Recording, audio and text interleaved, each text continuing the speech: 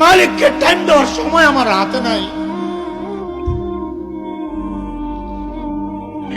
একদিন তো আফসোস কর ভাই, কি করলাম, ইয়া লাইতানি কদ্দামতু লিহায়াতি, ইয়া লাইতানি কদ্দামতু, হায় জীবনের জন্য যদি কিছু পাঠাইতাম।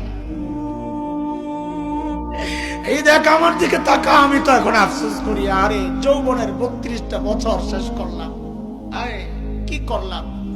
প্রতিদিন যদি একবার করে সুবহানাল্লাহ পড়তাম তো আমল নামায় কতগুলো সুবহানাল্লাহ জমা হইতো। আরে 2 রাকাত করে নফল নামাজ যদি পড়তাম তো আমল নামায় কতগুলো নফল নামাজ জমা হইতো।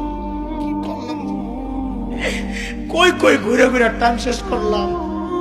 এখন তো আফসোস লাগে যখন আয়নায় দেখি দাড়ি ভাইকা সাদা হয়ে গেছে।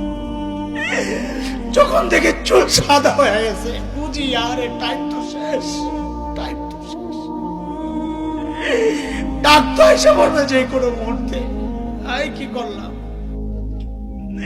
আরে ভাই আমার, মালিককে টাইম দাও, মালিককে টাইম দাও, ফালতু সময় খাইও না, নষ্ট করো না। আফসোস করতে হবে হাসরের মাঠে যে হায় এই টাইম কেন নষ্ট করলাম, কেন নষ্ট করলাম। আখিরাতের পুঁজি বানাও, আখিরাতের পুঁজি বানাও। পুঁজি তো বানাইছি, কিন্তু ওই ঘাটতির মধ্যে ওই আমল নামায় শুধু গুনার গুনাহ, গুনাহ।